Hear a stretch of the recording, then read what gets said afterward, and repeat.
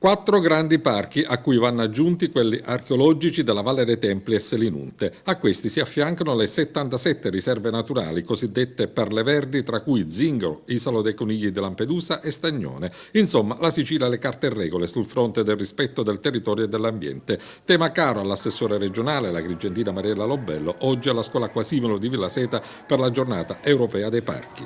Oggi c'è bisogno di una tutela e conservazione dell'ambiente in cui viviamo, per cui ambiente significa tante cose, significa differenziata, significa tutela del territorio, significa lotta all'abusivismo, significa controllo delle acque, significa guardare all'erosione costiera, insomma significa, come in questo caso, educare alla tutela dell'ambiente. Quindi una giornata in questo momento in tutta Italia, l'abbiamo fatto qui, abbiamo pregato gli uffici dell'ARPA, che è l'agenzia che fa una sorta di monitoraggio della situazione ambientale provincia per provincia, verrà qui a parlare con questi ragazzi, perché quanti ragazzi tornando a casa osservano e cercano anche di indirizzare, voglio dire, culturalmente le proprie famiglie. Quello è un segno, è un passo in più.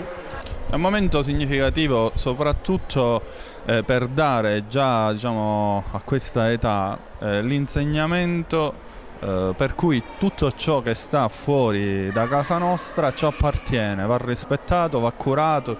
Ecco, per troppo tempo invece tutto quello che era fuori da casa nostra era considerato di nessuno, per cui si poteva sporcare, si poteva rompere, veniva considerata come cosa da non tenere in alcuna considerazione. Nel corso dell'iniziativa il dirigente scolastico ha illustrato all'esponente di governo regionale le tante iniziative e progetti realizzati dalla scuola sul fronte dell'educazione ambientale. Educare i ragazzi al rispetto dell'ambiente, al rispetto del territorio, e significa educare i ragazzi a una vita sociale per il miglioramento proprio di tutta la società, di tutto quel contesto che in questo caso è Villaseta Monserrato.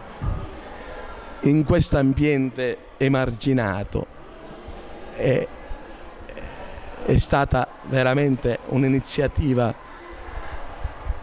degna di lode l'attenzionarla questi ragazzi. E possa eguagliare, dico, altri ambienti del centro città considerati diversamente positivi. Il nostro ambiente, io ci ho lavorato